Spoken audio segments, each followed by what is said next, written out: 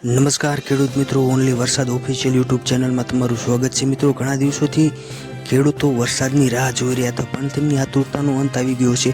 હવે ગુજરાતના ઘણા વિસ્તારોમાં વરસાદની આગાહી ચાલુ થઈ ગઈ છે અને વરસાદ પડવાનો પણ ચાલુ થઈ ગયો છે. ટૂંક જ સમયમાં ખેડૂત મિત્રો વરસાદ ગુજરાતમાં આવશે એનું તમને લાઈવ મુદ્દો આપી રહ્યો છું. આ લાઈવ મેપ છે, ભારત સરકાર દ્વારા જાહેર કરવામાં આવશે.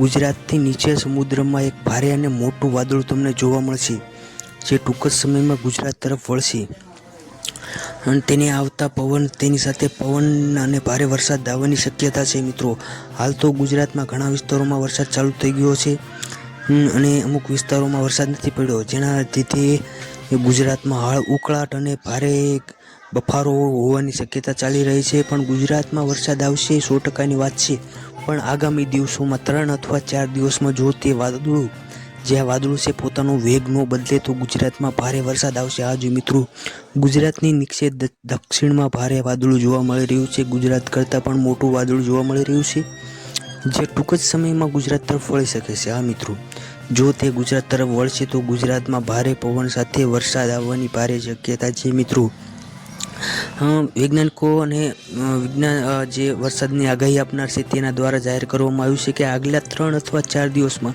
જો પવન તેનો વેગ ના બદલે તો, જો ભૂલથી પવને વેગ બદલ્યો તો ગુજરાતમાં મહાસંકટ પણ આવી શકે છે. આ મિત્રો, વરસાદ ના પણ આવી શકે તેની 2 શક્યતા છે. જો આ વાદળું તમે જોઈ રહ્યા છો આગામી દિવસોમાં જો ગુજરાત તરફ આવી જાય તો ગુજરાતમાં વરસાદની અછત પૂરી કરી શકે છે. જો ગુજરાત તરફ તે નહીં આવે તો ભારે સંકટ પણ આવી શકે છે. હાલ તો 2 ઓપ્શન છે, કાં તો વરસાદ આવશે અને કાં તો નહીં આવે. જો વરસાદ આવશે તો તેની સાથે પવન સાથે ભારે હવા આવવાની શક્યતા છે અને ભારે વરસાદ પણ આવી શકે છે. ગુજરાતમાં ચોમાસું પણ આવી શકે છે. હવે વરસાદની રાહ મિત્રો 3-4 દિવસમાં સચોટ માહિતી મળી જશે. તેના માટે આ અમારી યુટ્યુબ ચેનલને લાઇક અને સબસ્ક્રાઈબ કરી નાખો, કારણ કે અમને તમને પળે પળની ખબર આપતા રહીશું. મિત્રો, ભારતમાં હાલ ઘણા વિસ્તારોમાં વરસાદ ચાલી રહ્યો છે, પરંતુ ગુજરાતમાં હાલ તો કાંઈ એવી શક્યતાઓ છે નહીં.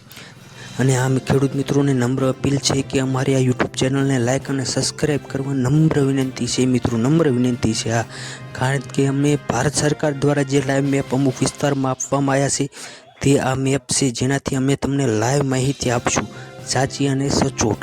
એટલા માટે અમારી આ યુટ્યુબ ચેનલને લાઇક અને સબસ્ક્રાઈબ કરી નાખો. જે આ વાદળું છે એ 2 અથવા 3 દિવસમાં ગુજરાતમાં આવી જશે. અમે તેના પહેલાં તમને વિડીયો દ્વારા જણાવી દઈશું કે હવે ગુજરાતમાં વાદળું આવી ગયું છે અને તમે જોઈ શકો છો હાલ પવનનો વેગ પણ ગુજરાત તરફ જ છે. હા, બીજા દેશનું પણ વાદળું અહીંયા જોઈ શકો છો. જો પવન થ્રુ આવ્યું તો ચોમાસું, ભારે ચોમાસું ચાલુ થઈ જશે અને ગુજરાતમાં વરસાદ ચાલુ રહેશે તેવી સંભાવના દેખાઈ રહી છે, કારણ કે દરિયા તરફથી હવા પાથરી ડાયરેક્ટ ગુજરાત તરફ વળી રહી છે, બીજા દેશોમાંથી પણ.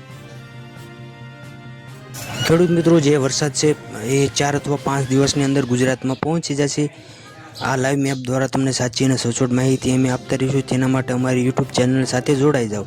જોડાવા માટે મિત્રો 2 કામ કરવાના છે. અમારી યુટ્યુબ ચેનલને લાઇક અને સબસ્ક્રાઈબ કરી નાખો અને કમેન્ટમાં તમારું ગામનું નામ અને જિલ્લાનું નામ અને વિસ્તારનું નામ જણાવી દો, જેનાથી અમે તમારા વિસ્તારની આગાહી પળે પળની ખબર અમે તમને ડાયરેક્ટ મળશે.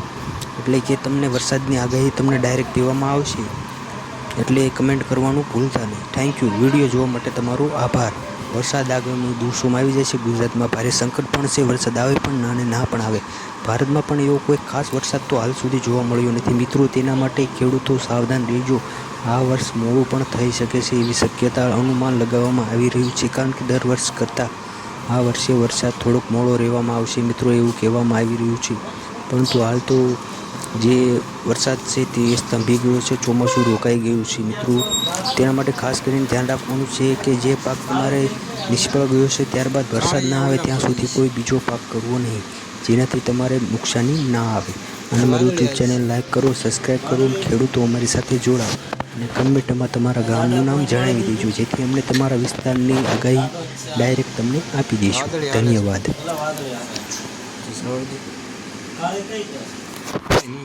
કાળે શું કર્યું?